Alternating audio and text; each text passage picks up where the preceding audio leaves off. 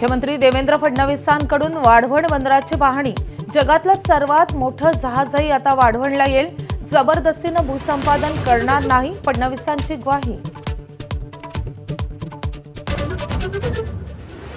माझ्यासोबत विमानात बसलेले फडणवीस हतबल वाटत होते।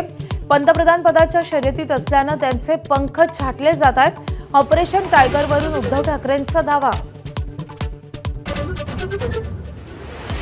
पुणे पोलिसांकडून केतन अग्रवाल हत्येप्रकरणी लोहगडावर सीनचं रिक्रिएशन।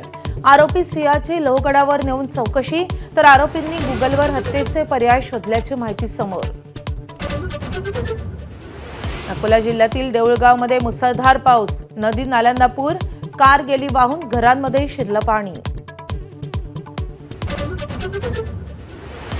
देशभरात पावसाची तूट आता 43%वर।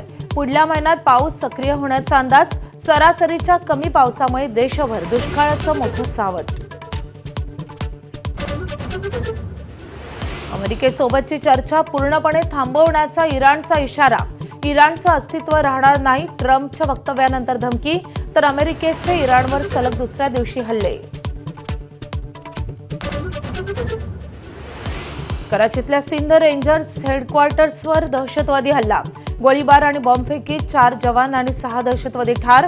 एका दहशतवाद्याला जिवंत पकडल्याची माहिती। फुटबॉल वर्ल्ड कपमध्ये अर्जेंटिनाचा तिसरा विजय। जॉर्डनवर 3-1 अशा फरकानं दणदणीत विजय। मेस्सीचा 80व्या मिनिटाला गोल। एबीपी माझा, उघडा डोळे बघा नीट।